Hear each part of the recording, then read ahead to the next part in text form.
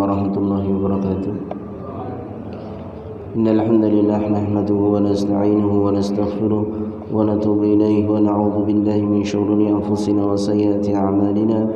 من يهده الله فلا مضل له ومن يضلل فلا هادي له. أشهد أن لا إله إلا الله وحده لا شريك له وأشهد أن محمدا عبده ورسوله صلى الله عليه وعلى آله وأصحابه ومن تبعهم بإحسان إلى يوم القيامة. قال الله تعالى في كتاب الكريم بعد أعوذ بالله من الشيطان الرجيم يا أيها الذين آمنوا اتقوا الله حق تقاته ولا تموتن إلا وأنتم مسلمون. وقال يا أيها الناس اتقوا ربكم الذي خلقكم من نفس واحدة وخلق منها زوجها وبث منهما رجالا كثيرا ونساء واتقوا الله الذي تساءلون به والأرحام إن الله كان عليكم رقيبا. وقال أيضا يا أيها الذين آمنوا اتقوا الله وقولوا قولا سديدا يصلح لكم أعمالكم ويغفر لكم ذنوبكم ومن يطع الله ورسوله فقد فاز فوزا عظيما. أما بعد قال عليه الصلاة والسلام فإن أصدق الحديث كتاب الله وخير الهدي هدي محمد صلى الله عليه وسلم وشر الأمور محدثاتها وكل محدثة بدعة وكل بدعة ضلالة وكل ضلالة في النار. أعاذنا الله وإياكم جميعا من النار. Jamaah salat Isya rahimani wa rahimakumullah yang dirahmati Allah Subhanahu wa taala dan saya cintai karena Allah Subhanahu wa taala. Alhamdulillah, kita panjatkan bersyukur kehadirat Allah Subhanahu wa taala yang mana kita dipertemukan kembali oleh Allah Subhanahu wa taala di majelis yang mulia ini. Mudah-mudahan segala bentuk kegiatan kita di masjid yang mulia ini menjadi salah satu pemberat amal soleh kita kelak pada hari kiamat. Allahumma amin. Baik, jemaah sekalian, kita lanjutkan pelajaran kita, yaitu kajian rutin tiap Kamis malam ba'da Isya, yang kita masih membahas tentang satu risalah ringkas sebenarnya ini dari seorang ulama bermadhab Hambali. Yang risalah ini diberi judul oleh penulis dengan judul Fusulul Adab wa Makarimil Akhlaq Al-Masyru'ah, atau kita terjemahkan ke dalam bahasa Indonesianya yaitu macam-macam adab dan akhlak yang mulia yang disyariatkan, yang ditulis oleh Syekh Abdul Wafa bin Aqil bin Ali bin Muhammad Al-Hambali rahimahullahu ta'ala. Kemudian risalah yang ringkas ini dijelaskan atau disyarah oleh Syekh Khalid Ali Al-Musyaikih hafizahullah ta'ala. Sebenarnya risalah ini banyak sekali para ulama mensyarah risalah ringkas ini, dan ini menunjukkan bahwasanya para ulama perhatian dengan risalah ini, ya, karena di dalamnya terkandung adab-adab dan juga akhlak yang mulia yang itu disyariatkan dalam agama Islam kita.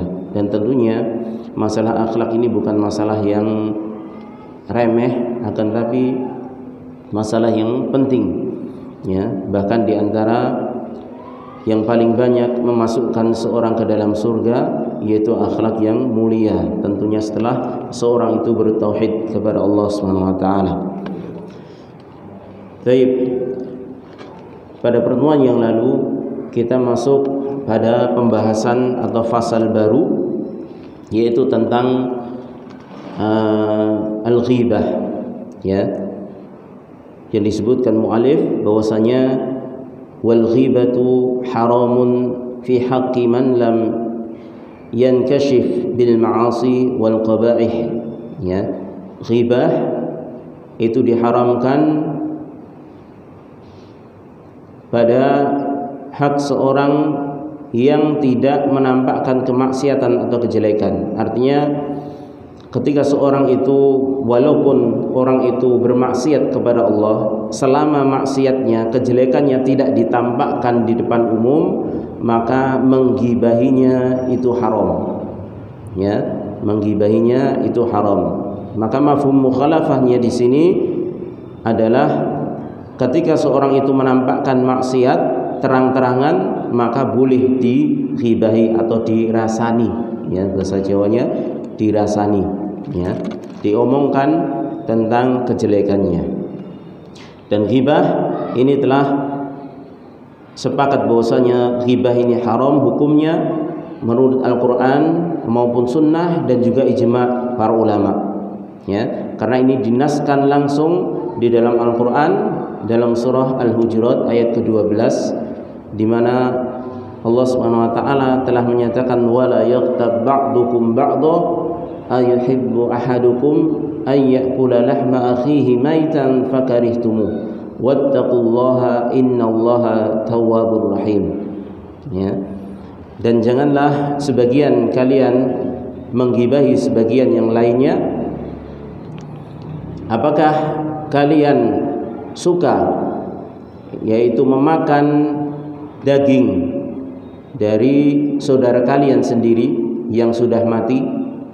Ini ghibah disamakan dengan memakan daging saudaranya yang telah meninggal dunia.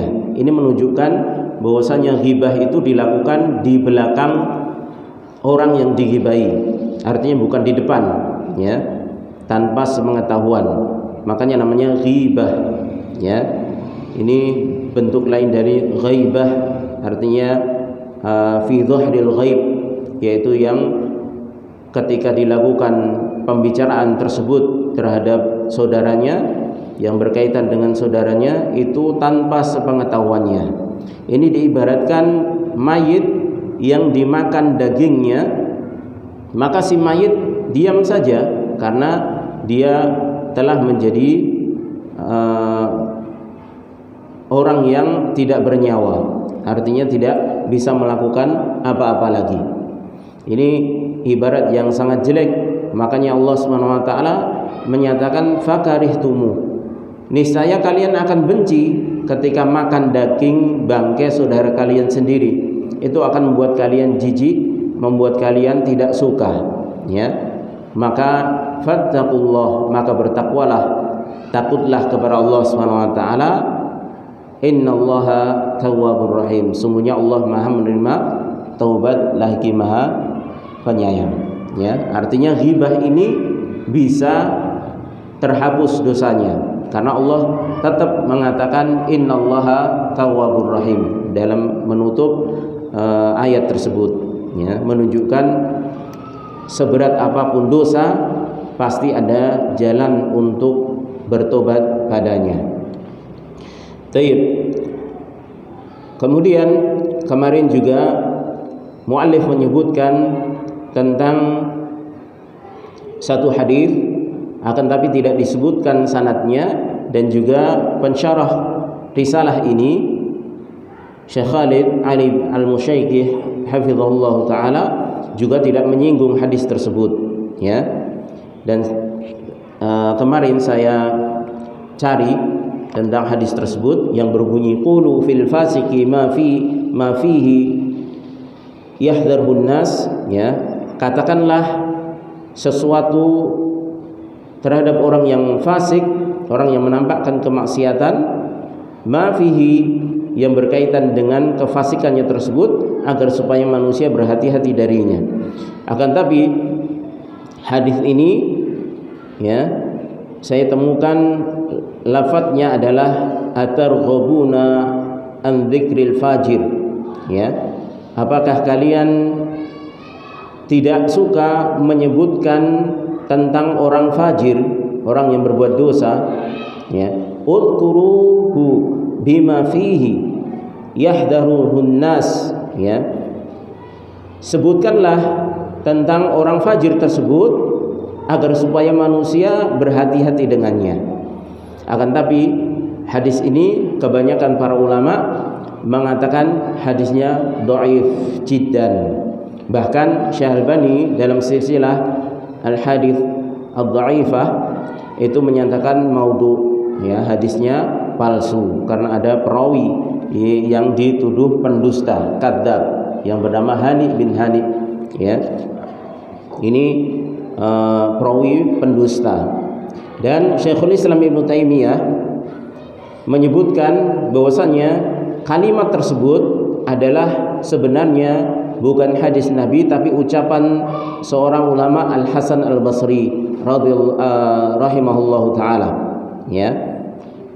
Beliau mengatakan dalam Al-Majmu' Fatawa, ya. Beliau mengatakan bahwasanya ucapan itu adalah ucapan Al-Hasan Al-Basri, ya. Jadi bukan hadis, ya. Dan para ulama mengatakan wa in sahha, ya, kalau seandainya hadis tersebut sahih, maka kalimat al-fasik atau al-fajir, orang yang berbuat dosa itu boleh dighibahi, itu adalah sebagaimana yang dimaksud oleh muallif, yaitu orang yang fasik atau orang yang fajir yang menampakkan kefasikannya atau menampakkan kefajirannya tersebut. Artinya berbuat dosa secara terang-terangan, ya. Karena kalau berbuat dosa tidak terang-terangan maka tetap tidak boleh digibahi, ya. Misalnya kita melihat saudara kita melakukan dosa tapi diam-diam, ya, kita saja yang melihat dia melakukan perbuatan terlarang misalnya, kita pas melihat, maka tidak boleh kita gibahi, haram hukumnya, ya. Tapi kalau dia sudah terang-terangan dengan dosa tersebut tanpa teding aling-aling, ya, minum khamr di pinggir jalan, ya, kemudian seperti syurbut tadkhin, yaitu merokok, ya, kemudian halqul lihyah, memotong jenggot secara terang-terangan yang dilakukan tersebut, maka ini boleh digibahi tapi sebatas apa yang dia lakukan dari kejelekan tersebut, ya. Misalnya dia halqul lihyah, maka boleh seorang mengatakan si fulan, jangan seperti si fulan itu, dia karena dia telah memotong atau menggundul jenggotnya. Karena menggundul jenggot, ya, memotong bersih jenggot itu diharamkan, dilarang dalam syariat Islam, ya. Ini sebatas itu saja, ya, tidak boleh lebih. Ini diantara salah satu yang dibolehkannya untuk ghibah. Taib. Kemudian di sini, ya, pensyarah risalah ini menyebutkan tentang beberapa jenis ghibah yang dibolehkan, ya. Adapun muallif, ya, Syekh Abdul Wafa rahimahullahu taala ini menyebutkan hanya sekilas saja, kemudian diperinci oleh Syekh Khalid Ali Al-Musyaikih hafizallahu taala, ya. Baik. Ghibah sebagaimana yang disebutkan oleh Rasulullah sallallahu alaihi wasallam, yaitu dzikruka akhaka bima yakrahu, yaitu engkau menyebut tentang saudaramu dengan sesuatu yang dibenci kalau saudaramu itu mendengarnya. Itu namanya ghibah, ya. Ngerasani walaupun yang disebutkan itu benar, ya, dan itulah memang makna ghibah. Makanya dalam hadis tersebut Rasulullah SAW ketika menyebutkan tentang makna ghibah, yaitu dzikruka akhaka bima yakrahu, maka para sahabat bertanya, ya, afara'aita, ya, bagaimana pendapatmu ya Rasulullah SAW, ya, idza kana fi akhi ma aqul, apabila pada saudaraku tersebut benar adanya sebagaimana yang aku katakan, ya. Maka Rasulullah SAW menjawab, fa in kana ma taqul, apabila memang benar adanya sebagaimana yang engkau katakan, faqad ittaqtahu, ya, maka sungguh engkau telah menggibahinya, dan itulah ghibah. Wa in kana lam yakun ma taqul faqad bahatta, akan tapi jika apa yang kau ucapkan itu tidak sesuai dengan kenyataannya, maka engkau telah berdusta, ya, engkau telah berdusta. berarti tidak ada sisi kebaikan dari dua sisi ini. Kalau yang diomongkan itu benar, itulah ghibah. Tapi kalau yang diomongkan tidak benar, maka terjatuh pada dosa kedustaan, ya. Dan semuanya diharamkan di dalam Islam, ya. Kemudian kalimat dzikruka akhaka ini menunjukkan bahwasanya asalnya ghibah itu diharamkan hanya kepada seorang muslim. Ini asalnya. Karena kalimat dzikruka akhaka disebutkan para ulama bahwasanya ini tidak termasuk orang-orang dari non muslim, baik ahlul kitab maupun orang musyrikin, ya. Artinya hukum asalnya orang non muslim itu tidak ada ghibah pada mereka. Artinya ngerasani mereka bukanlah disebut ghibah. Ini pada asalnya. Tapi para ulama merinci, ya. Ada yang merinci bahwasanya bagi orang non muslim ini untuk kafir harbi, yaitu orang kafir yang jelas-jelas memerangi kaum muslimin, maka ini boleh untuk dighibahi. Adapun kafir zimmi yang terlindungi atau dilindungi di naungan kaum muslimin, ya, dijamin keamanannya karena membayar jizyah, maka ini sebagaimana kedudukannya seorang muslim, ya. Artinya dia harus diberikan keamanan hartanya, ya, dan juga kehormatannya sebagaimana seorang muslim, karena itulah imbal balik dari jizyah. Maka tidak boleh dighibahi, ya. Adapun kafir harbi maka ini dibolehkan. Akan tapi ini pun dengan catatan tidak boleh menggibahi seorang kafir harbi itu pada urusan khalqiyah, ya. Artinya dari sisi penciptaan. Mungkin dikatakan hidungnya terlalu panjang, ya, atau posturnya terlalu pendek, atau terlalu tinggi, atau terlalu hitam, atau terlalu putih, ya, atau giginya berantakan dan lain sebagainya. Ini masalah penciptaan, karena ini berhubungan dengan Sang Khalik, yaitu Allah Subhanahu wa taala. Maka enggak boleh siapapun orangnya, baik itu muslim ataupun kafir, hatta kafir harbi sekalipun enggak boleh, ya, diomongi atau dighibahi dalam masalah khalqiyahnya, ya, dalam masalah khalqiyahnya. Tapi yang dibolehkan adapun untuk kafir harbi adalah khuluqiyahnya, yaitu masalah akhlaknya, perbuatannya, ya. Seorang pengkhianat misalnya dikatakan pengkhianat, dikatakan orang yang tidak amanah misalnya bagi seorang kafir, maka ini boleh. Tapi kalau khalqiyahnya dari sisi penciptaannya, bentuk ciptaannya, maka ini enggak boleh. Ini sama saja mencela Allah Subhanahu wa taala, ya. Baik. Kemudian bima yakrahu, kalimat bima yakrahu artinya menyebut saudaramu dengan apa yang dibenci, ya.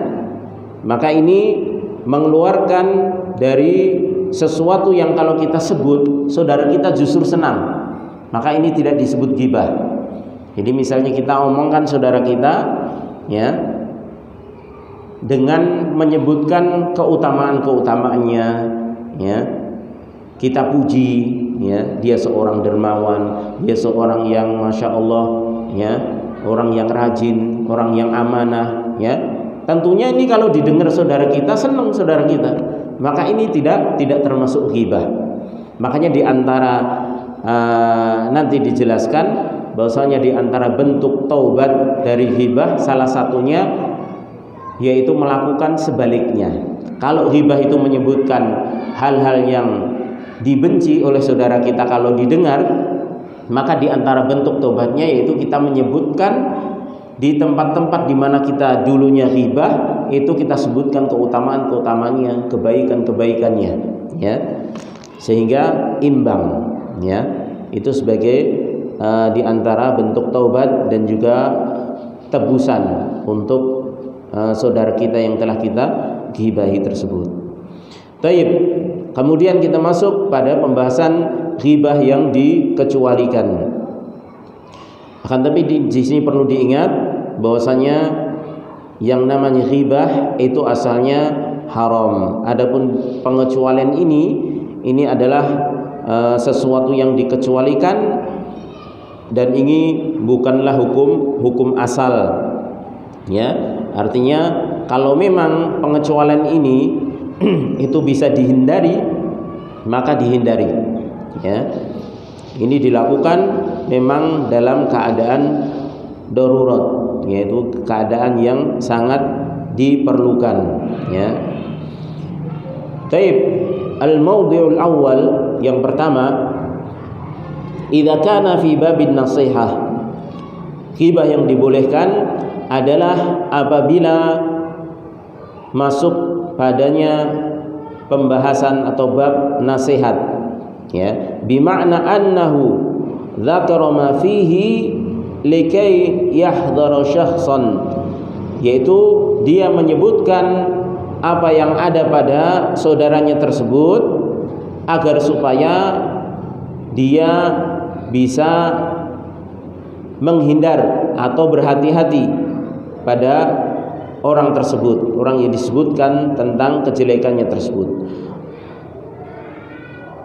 Arada an yuzawwijahu, yang mana dia misalnya ingin menikahinya, ya, au an yata'amala ma'ahu, atau ingin bermuamalah, au yaqidu ma'ahu aqda syirkatin wa nahwi dzalik, atau ingin mengikat ikatan syirkah, yaitu kerjasama, ya, perserikatan, ya, atau yang sejenisnya.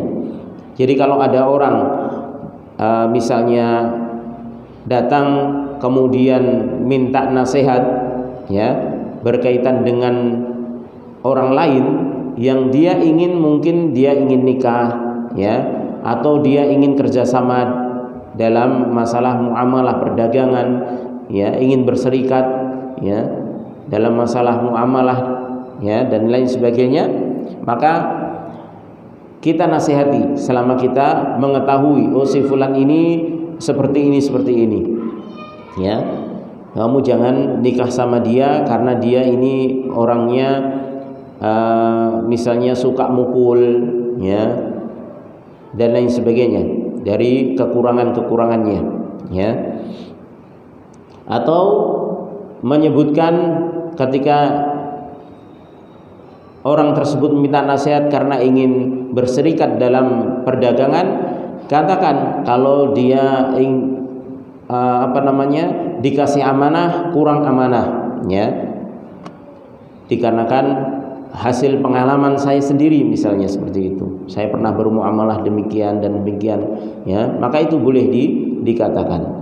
Fayadhkuru ma fihi minal khiyanah, maka dia boleh sebutkan dari sifat-sifatnya seperti sifat khiyanah, au yadhkuru ma fihi min naqsid din wa nahwi dzalik, atau sebutkan dari kekurangan agamanya, ya, fa hadza laisa minal ghibah, maka ini tidak termasuk ke dalam ghibah.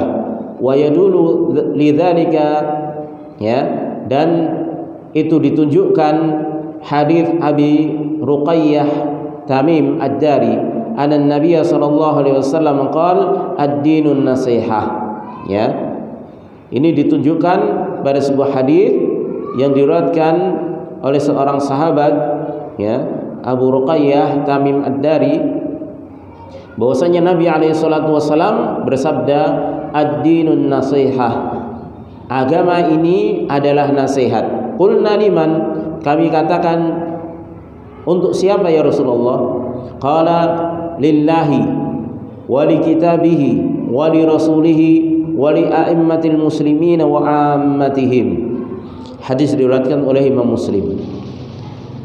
Agama ini nasihat, yaitu nasihat untuk Allah, untuk kitabnya, rasulnya, kemudian a'immatil muslimin, pemimpin kaum muslimin, dan juga secara umum kaum muslimin, ya. Ini yang dimaksud dengan agama adalah nasihat, ya. Wa hadza minan nasihah. Maka ketika seseorang itu mengatakan dengan terus terang sifat-sifat yang kurang, ya, dari saudaranya karena ada yang minta nasihat, ya, karena ingin muamalah atau ingin menikah, maka ini termasuk dari bentuk nasihat. Dan ini pernah dilakukan oleh Rasulullah SAW, ya, ketika ditanya oleh seorang sahabiyah, ya, yang ingin dinikahi oleh Muawiyah dan juga oleh Abu Sufyan kalau nggak salah, ya. Ada dua sahabat. Yang pertama, Rasulullah mengatakan Muawiyah itu sa'lukun la mala lahu. Muawiyah itu miskin, tidak punya harta, ya. Istilahnya, ini sahabat saya ini orangnya tidak punya, ya, dia miskin. Kalau kamu mau nikah sama dia berarti harus siap-siap nikah, ya. Yang satu adalah dia tidak pernah meletakkan tongkatnya dari pundaknya. Artinya dia suka mukul, kasar, peranginya kasar, ya.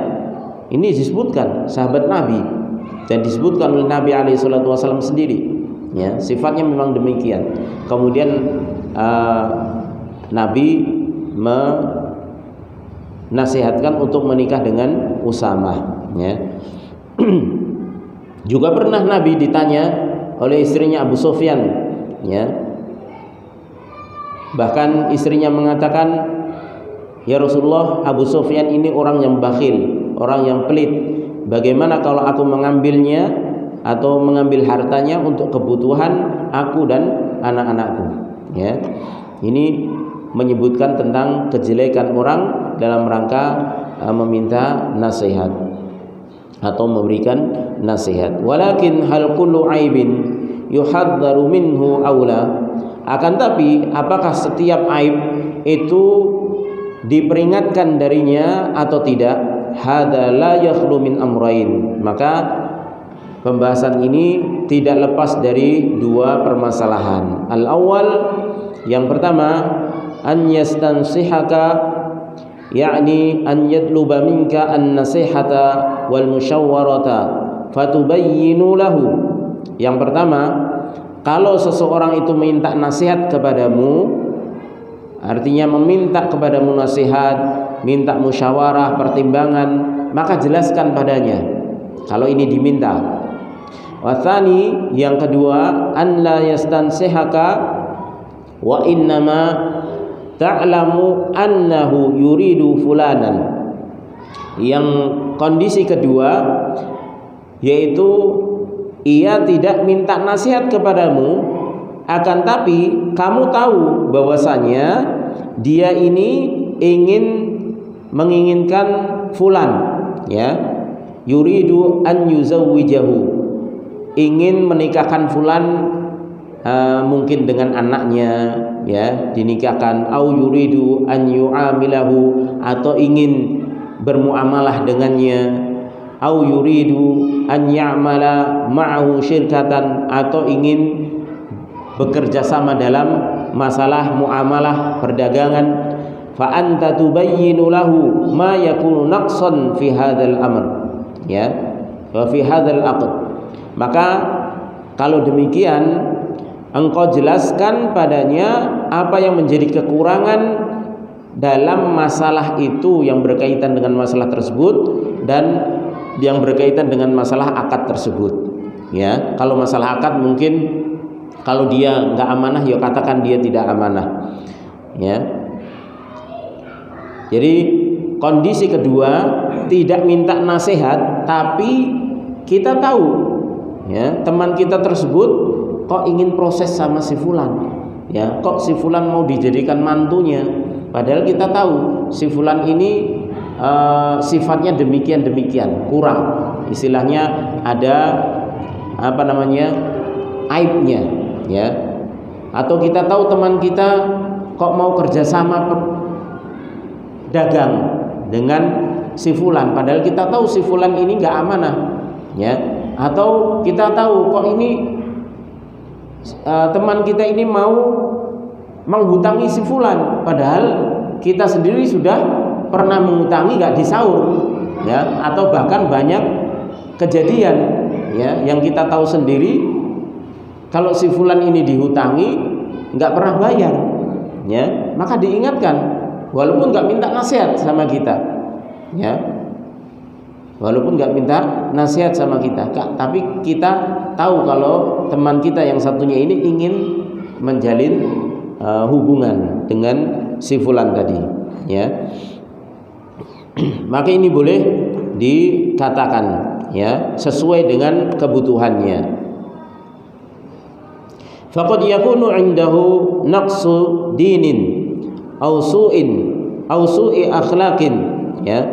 Maka terkadang seseorang itu memiliki agama yang kurang atau akhlaknya jelek, ya, aw 'indahu adamu 'iffatin, atau kurang menjaga kehormatan, au tahawun fi shalat, ya, atau bermudah-mudahan di dalam salat, artinya sering melalaikan salat, bihaitsu tatadarrarul mar'atu, ya, di mana hal tersebut bisa memadaratkan seorang perempuan yang ingin dinikahi misalnya, ya.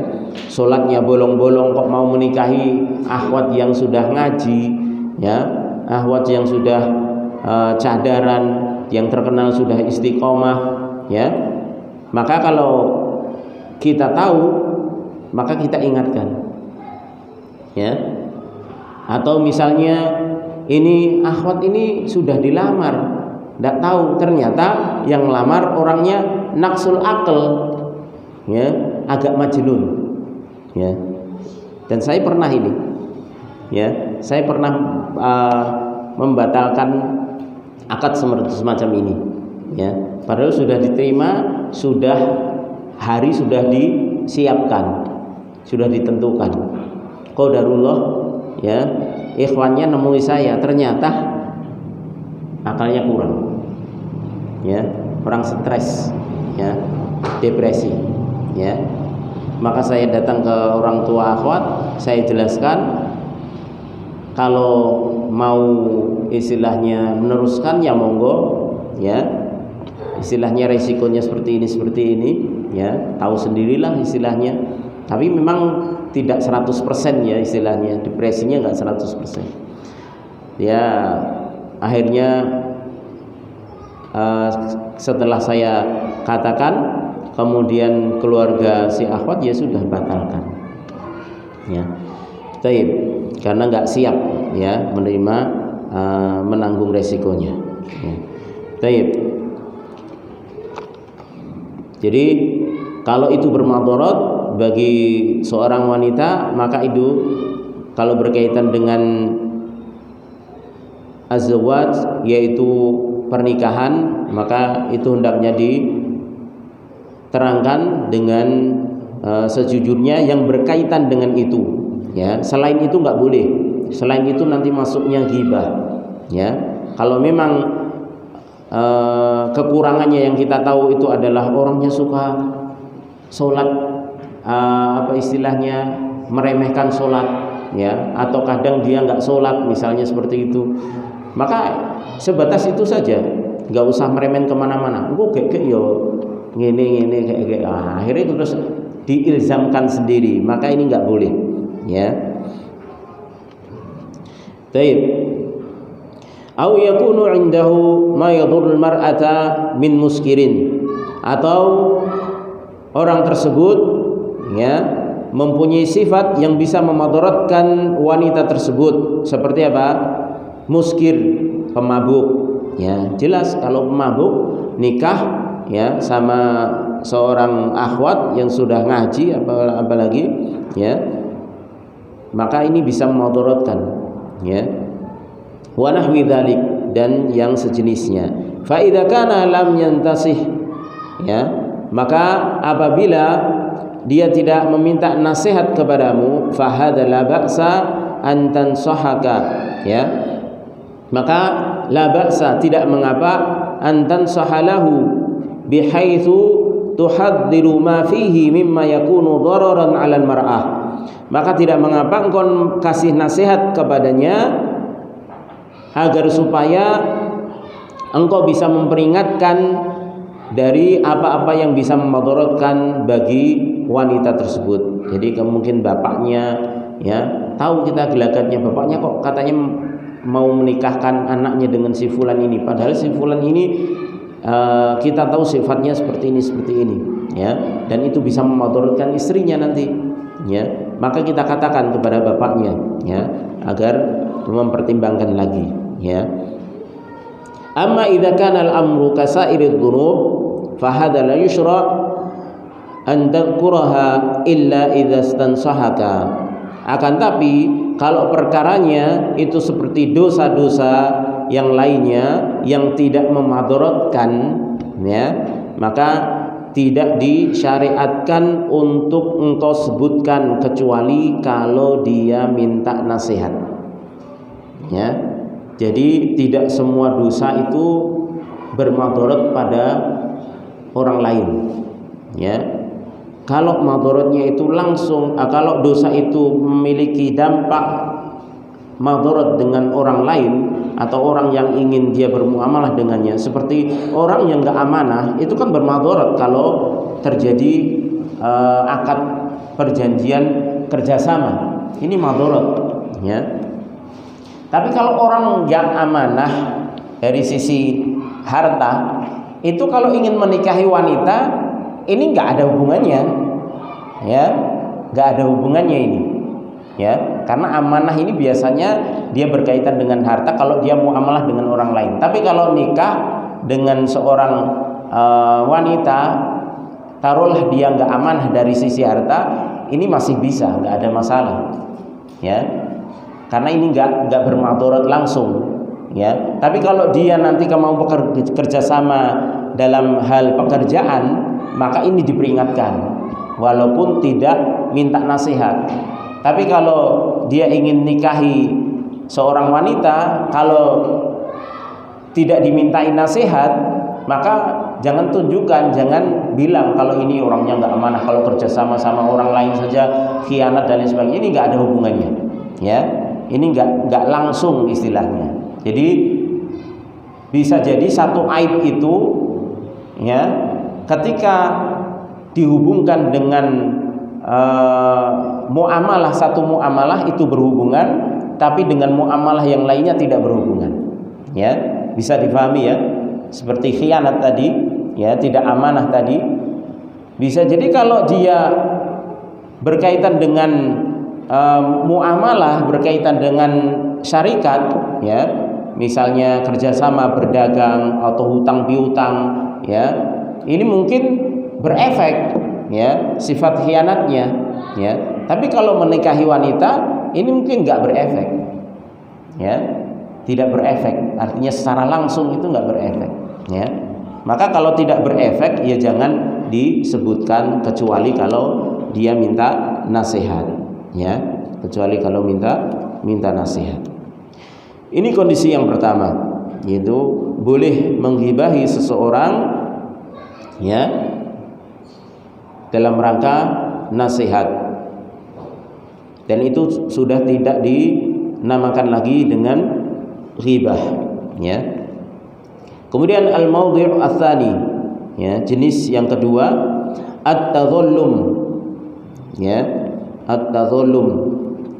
Fala ba'sa idza dzulima, artinya tidak mengapa apabila dizalimi ya. Maksudnya gimana? Wa arada an yarfa'a dzulma an nafsihi 'inda al-qadhi wa nahwihi, dan dia menginginkan untuk mengangkat kezaliman yang dia dizalimi dia ingin agar kezaliman tersebut hilang dari dirinya tidak dizalimi lagi. Dia katakan, ya, mengadu kezaliman orang lain kepada seorang qadhi, hakim, wa nahwihi, atau yang semisalnya. Artinya apa? Orang walaupun tidak hakim, tapi kalau dia bisa mengangkat, bisa menghentikan kezaliman orang lain kepada dirinya, maka boleh. Tidak harus hakim. Ya, tidak harus hakim. An yaqula zalamani fulan. Dia mengatakan fulan telah menzalimiku. Berarti kan sama saja dia mengatakan fulan ini zalim karena dia menzalimi aku. Berarti dia mengatakan fulan zalim kan? Ini suatu yang tidak disukai sebenarnya. Dikatakan, bahkan orang zalim pun kalau dikatakan zalim enggak mau, enggak suka. Ya, tapi dalam konteks ini dibolehkan. Ya. Akhadha haqi wa matalani. Ya, dia telah mengambil hakku, dia telah menunda-nunda memberikan hakku. Ya. Wa yadulu lidzalika qaulun Nabi sallallahu alaihi wasallam, dan ini ditunjukkan oleh sabda Nabi alaihi salatu wasallam dalam sebuah hadis yang diriwayatkan oleh Imam Bukhari dan Muslim, matlul ghani dzulmun. Menunda-nunda pembayaran hutang dari orang yang kaya itu adalah kezaliman. Ya. Jadi orang yang kaya kalau nunda bayar hutang orang mampu, maka ini namanya zalim. Ya. Wa qauluhu, dan juga sabda Nabi alaihi salatu wasallam yang lain dalam hadis riwayat Abu Dawud, Ibnu Majah, Imam Ahmad dan yang lainnya mengatakan layyul wajidi yuhillu irdahu wa uqubatahu. Ya, layyul wajidi artinya al-matlu. Layyu al-matlu, yaitu penundaan dari orang yang mendapatkan. Al-wajid itu adalah orang yang mendapatkan, artinya orang yang mempunyai, orang yang mampu tadi. Ya, itu yuhillu irdahu, bisa menghalalkan kehormatannya dan bisa menjadikan dia pantas untuk mendapatkan hukuman. Ya, ini menunjukkan dengan jelas kalimat yuhillu irdahu artinya orang tersebut bisa dilaporkan agar supaya mendapatkan hukuman. Otomatis kalau kita melaporkan orang yang telah menzalimi kita, baik menzalimi fisik kita ataupun menzalimi harta kita, ya, ataupun menzalimi kehormatan kita, ya, maka itu bisa dilaporkan dan otomatis kita sebutkan apa yang telah dia lakukan kepada diri kita yang telah dizalimi. Ya. Baik. Kemudian al-mawdi'u ats-tsalits, jenis yang ketiga, fil istifta'i indal hajah ilal istifta'i, ya, yaitu dalam rangka meminta fatwa ketika butuh, ya, fatwa tersebut, ya. Fa inna hadza jaizun wala ba'sa bihi, maka ini boleh dan tidak mengapa. Wa yadullu dzalika haditsu Aisyah fi qissati Hindun fa innaha qalat lin Nabi sallallahu alaihi wasallam. Ya. Ini ditunjukkan dalam hadis yang diriwayatkan oleh Aisyah radhiyallahu taala anha, yaitu kisahnya Hindun yang mana beliau ini adalah istrinya Abu Sufyan. Bertanya kepada Nabi alaihi salatu wasallam, "Ya Rasulullah, inna Abu Sufyan rajulun syahihun." Wahai Rasulullah, sungguhnya Abu Sufyan ini adalah laki-laki syahihun, ya, tidak hanya bakhil, syahih, ya, ini melebihi bakhil, ya, sangat-sangat bakhil, ya, bahkan untuk dirinya sendiri itu bakhil, itu namanya syahih. Tapi kalau bakhil saja bisa jadi dia istilahnya meditnya itu hanya untuk orang lain, ya, untuk anak istrinya medit, ya, untuk orang lain medit. Tapi kalau untuk dirinya sendiri jor-joran, ya, Ini masih mending. Tapi kalau syahid ini orang lain juga, dirinya juga. Ya, iman-imane kebangetan, ya. Fahal alayya junahun an akhudha min mali sirran, maka karena Abu Sufyan ini orang yang pelit, ya disebutkan pelit ya, sahabat disebut punya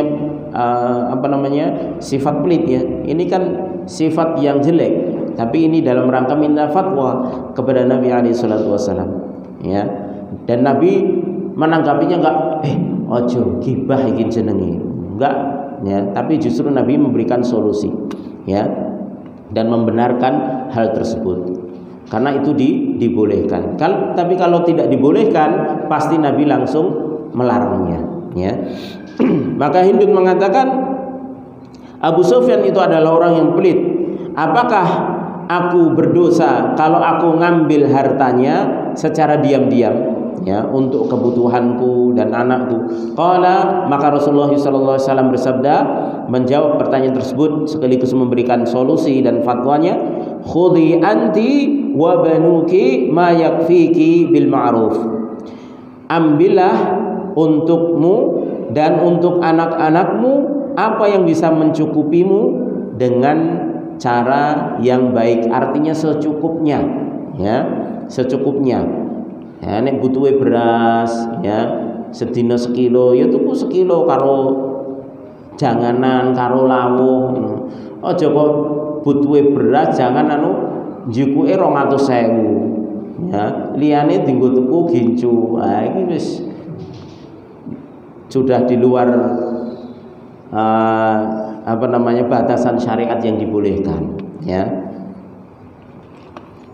Baik, kecuali kalau memang si suami ini pelitnya pelit sekali, kemudian sampai baju pun sudah robek-robek gak dibeli-belikan, ya, maka ambil untuk beli baju yang memang dibutuhkan dirinya untuk biar sempurna menutup auratnya, untuk dirinya, untuk anak-anaknya, ya. Maka ini dibolehkan, ya. Tapi kalau suaminya enggak mampu, ya jangan katakan pelit, ya. Pelit itu suami mampu tapi enggak mau memberikan, itu namanya pelit. Ya wis ngerti kantonge bojone wis kempes, ya. Sedina mung 20.000 bareng banter 50.000 diarani pelit. Ya ora tukoke ya wajar, ya. Jenenge ora duwe, ya bareng-bareng wae prihatin, ya.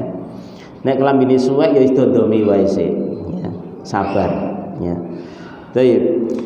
Fa idza tija, maka apabila dibutuhkan zikru hadzal aib, menyebutkan aib ini fil istifta, ketika meminta fatwa, fa innahu la yakunu dakhilan fil ghibah, maka tidak termasuk dalam ghibah, ya. Kemudian yang ketiga, al-mawdi'ur rabi',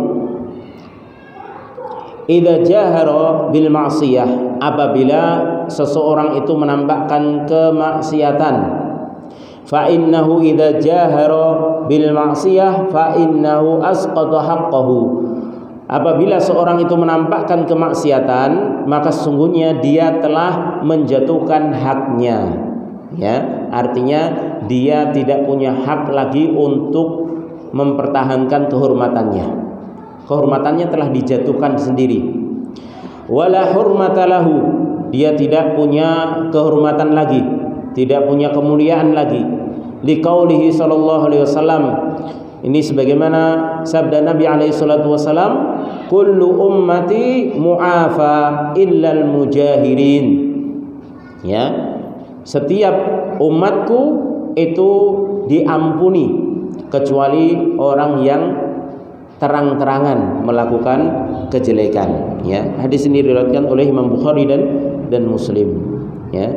Jadi setiap umat Nabi Muhammad SAW itu memiliki kesempatan untuk diampuni dosanya kecuali orang yang terang-terangan di dalam berbuat dosa dan maksiat, ya.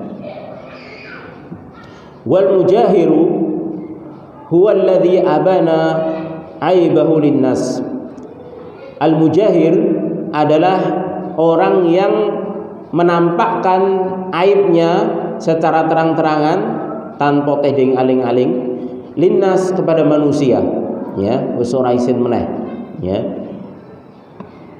Ngiling ciu ning tengah dalan, ya.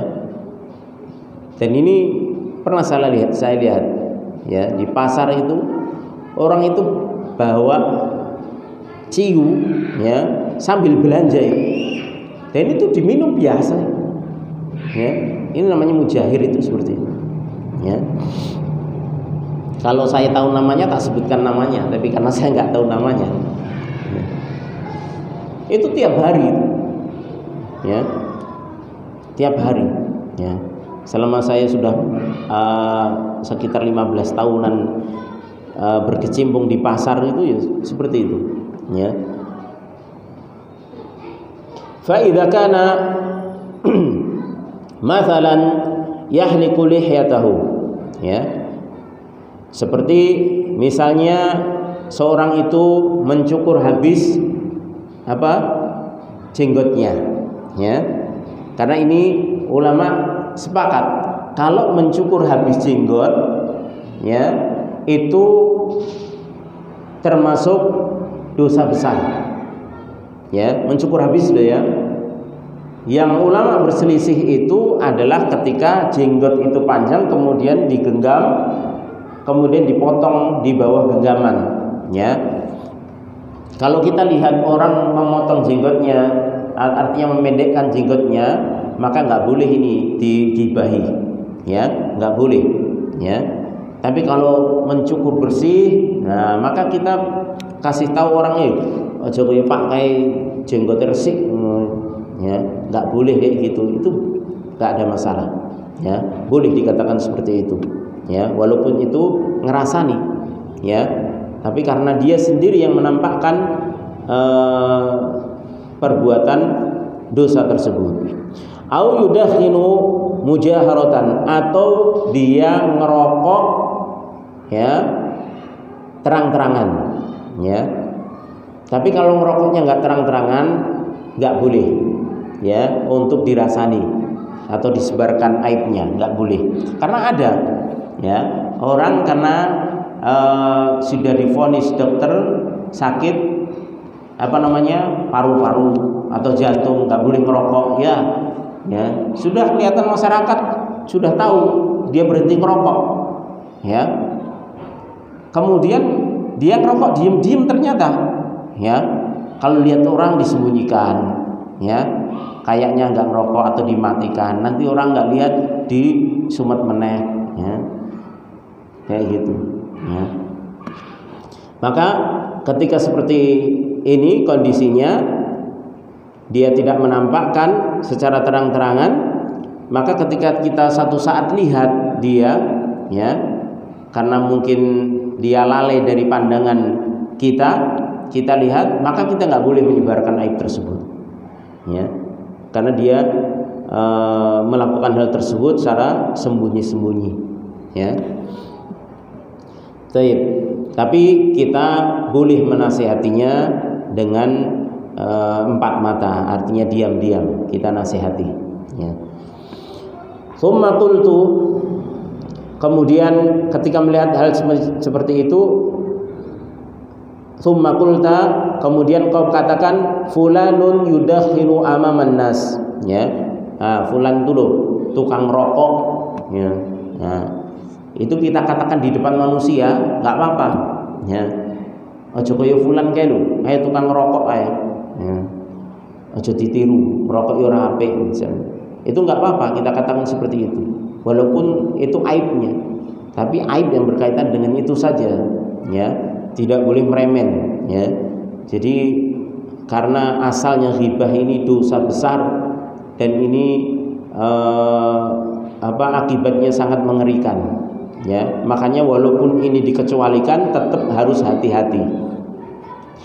Kalau kita nggak bisa, istilahnya kita ingin menggibahi seseorang dalam artian ghibah yang dibolehkan ini tadi, kalau kita tidak bisa menjaga batasannya, maka nggak usah dilakukan, Ya, jangan dilakukan. Nanti malah meremen kemana-mana. Ya. Fa huwa alladzi asqata haqqahu. Maka kita katakan si fulan itu adalah pecandu rokok misalnya di hadapan manusia, maka ini boleh karena apa? Karena dia telah menjatuhkan haknya sendiri. Walam yakun li'irdihi hadhi hurmatun fima yata'allaqu bihadza dzanbi. Dan kehormatannya itu sudah tidak ada lagi ya dalam masalah dosa ini tadi, yaitu dosa merokok ataupun mencukur jenggot tadi, ya. Amal ma'asi wad dzunub, adapun maksiat dan dosa-dosa lain allati lam yujahir fiha fa innahu la yajuzu an yuktaba biha. Maka dosa-dosa maksiat yang tidak diterangkan, yang tidak dia lakukan secara terang-terangan, maka tidak boleh untuk digibahi. Ya. Jadi kalau yang digibahi itu hanya dosa atau maksiat yang dia melakukannya secara terang-terangan. Ya. Kalau dia misalnya seorang peminum khamr juga, kemudian perokok juga, kemudian halqul lihyah juga, bahkan penjudi juga, tapi yang ditampakkan cuma ngerokoknya, ya cuma ini saja toh yang boleh kita rasani, ya jangan meremen. Wong dia kalau minum khamr, ya ngombe ciu, mung ning omahe dhewe kok, ya cuma awake dhewe pas dolan konangan ngono wae, ya maka ini nggak boleh dirasani, ya kalau rasani ghibah. Ingat, orang ghibah itu mesti nyaur juga, ya. Maka ini nggak boleh dirasani. Zinanya yang dia sembunyikan juga nggak boleh dirasani, ya. Baik.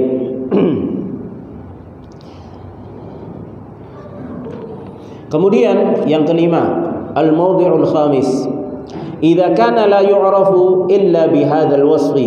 Apabila seseorang itu tidak bisa dikenali kecuali dengan sifat ini, artinya sifat yang itu merupakan aib, ya, sifat yang itu merupakan aib. Ka'an yaqula a'raj, seperti orang yang a'raj, pincang, ya. Ini kalau kita ngomong sama teman kita, kemudian atau kita nyuruh sama orang, tolong kasihkan ini sama si fulan, dia nggak tahu si fulan sing ndi to, aku ora ngerti yo, ya omae sing kono ora ngerti aku, alah sing pincang kae lho. Oh iya, nah, baru dong kalau dikatakan dengan sifat kurangnya itu teman kita, lawan bicara kita baru dong, baru paham, maka ini nggak mengapa, ya dengan syarat bukan tanafus, bukan dalam rangka menghina, ya jangan dijadikan guyonan, ya tapi dalam rangka hanya ta'rif saja untuk memberitahu, ya siapa si fulan yang dimaksud itu, ya karena kalau tidak dikatakan dengan ciri khas kekurangannya, itu dia nggak tahu. Misalnya si pincang itu, atau karena dia hitam, sing ireng kae lho. Ya, biasanya seperti itu. Ya. Atau biasanya kalau kan disebut dengan lakopnya, istilahnya. Padahal lakopnya mungkin lakopnya jelek. Ya. Misalnya kayak Pak anu kae lho. Pak fulan percil misalnya seperti itu. Nah, ini padahal itu kan nama binatang, ya. Tapi karena itu sudah melekat, kalau disebut nama aslinya malah nggak tahu. Ya. Kalau hanya sekedar takrif saja nggak ada masalah. Ya. Hanya sebatas itu saja. Tapi jangan jadikan guyonan, jangan jadikan itu bahan untuk menghina. Ya. Makanya itu disebut seperlunya saja. Tapi kalau sering-sering disebut, biasanya nanti bablasan jadi menghina. Fayuqal al-a'raj, maka dikatakan al-a'raj, ya. Au yuqal al-a'mas, ya, atau dikatakan al-a'mash. Al-a'mash ini yang sakit matanya, ya, tapi dia tidak buta. Beda dengan al-a'ma. Kalau al-a'ma itu buta, kalau al-a'mash itu berkurang pandangannya dengan tanda terus mengeluarkan air mata, ya. Jadi apa nih bahasa Jawa? Rembes, ya, rembes, ya, rembes. Jadi matanya rembes, itu a'mas, ya. Orang rembes itu kan ya kalau nek mandang ya blawur to, jenenge nerocos terus, ya. Maka ini tidak mengapa kalau memang terkenalnya seperti itu, ya. Atau kadang ada kan seorang itu yang terkenal apa matanya ngapun nggih agak kir-kir istilahnya, dikit-dikit gini-gini. Nah, seperti itu. Kalau kita ngomong ya istilahnya dengan orang lain atau kita nyuruh orang lain untuk bertemu dengan si fulan misalnya, tapi dia nggak tahu, ya, sudah kita kasih namanya dia nggak dong, tapi kemudian dia dong, baru dong setelah dikasih tahu bahwasanya itu loh Pak sing rada kir-kir kan. Nah, oh iya. Nah, itu enggak ada masalah, ya. Fa innahu la ba'sa bidzalika idza qasada bihi ta'rif atau qusida bihi ta'rif. Maka tidak mengapa yang demikian apabila dalam rangka tujuannya ta'rif, yaitu agar supaya dikenal, ya. Karena yang dikenal itu memang dengan laqab-laqab atau sifat-sifat yang kurang tersebut. Wa kana la yu'rafu illa bihada, dan orang tersebut tidak dikenal kecuali dengan sifat tersebut, ya. Wa la yuqsadu bidzalika at-tanaqqus, dan tidak dimaksudkan dengannya at-tanaqqus, yaitu mencela, menghina. Fa in qusida tanaqqus waqa'a fil itsm, maka apabila tujuannya itu untuk menghina, maka dia terjatuh dalam dosa. Baik, kemudian yang terakhir al-mawdhu' sadis, yang keenam yang dibolehkan dalam ghibah, idza kanatil ghibah li'i'anati ala taghyiril munkar, apabila ghibah itu dilakukan dalam rangka untuk meminta tolong dalam merubah kemungkaran. Ka'an yuqal lil ab, seperti seorang mengatakan kepada orang tua dengan mengatakan inna ibnaka yudakhin, sesungguhnya anakmu itu ngerokok, ya. Misalnya dia tahu anak kecil, ya, atau anak yang usianya masih sekolah remaja ngerokok sembunyi-sembunyi, ya.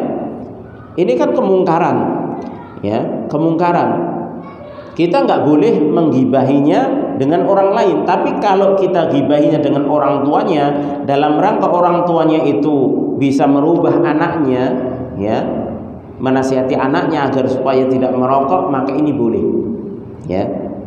Fulan, aku mau ngerti anakmu kok merokok ya, mbok dinasihati, ya, merokok ki ora apik, terus itu haram hukumnya, ya.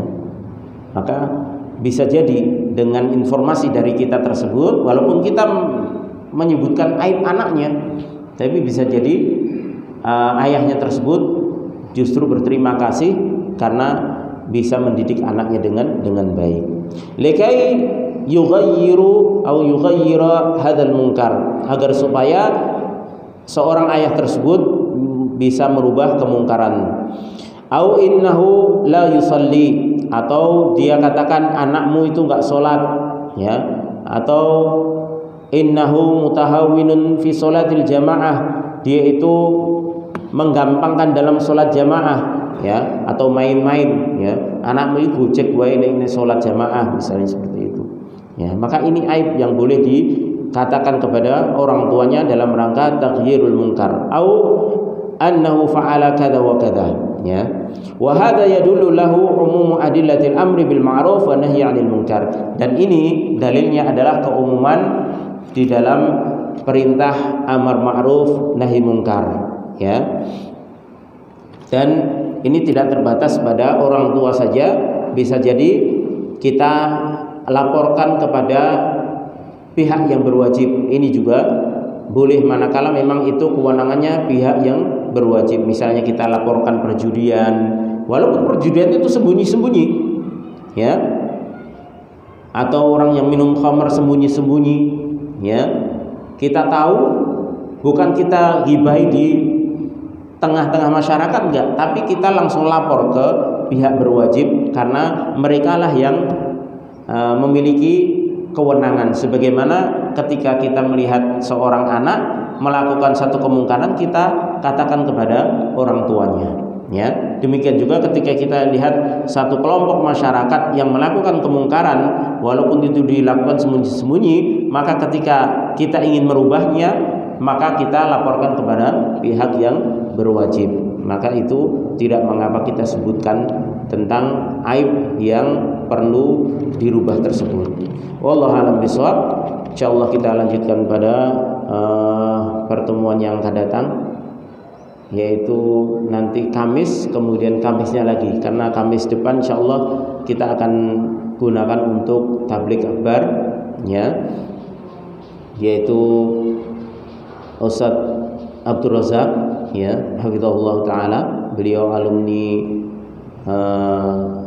Damaj, Yaman, ya, murid dari Syekh Yahya Al-Hajuri, hafizahullah taala, ya.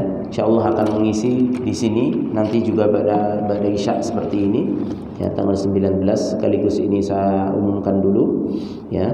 Mudah-mudahan kita diberi kemudahan oleh Allah Subhanahu wa taala untuk menghadiri majelis ilmu, dan kita diberikan hidayah dan taufiknya agar kita bisa mengamalkan apa yang telah kita ilmui di kehidupan kita sehari-hari, ya. Baik, mudah-mudahan ini bermanfaat bagi saya pribadi dan jemaah sekalian. Wa sallallahu ala nabiyyina Muhammadin wa ala alihi wa ashabihi wa man tabi'ahum bi ihsanin ila yaumil qiyamah. Wa akhiru da'wana alhamdulillahi rabbil alamin. Subhanakallahumma wa bihamdika asyhadu an la ilaha illa anta astaghfiruka wa atubu ilaik. Assalamualaikum warahmatullahi wabarakatuh.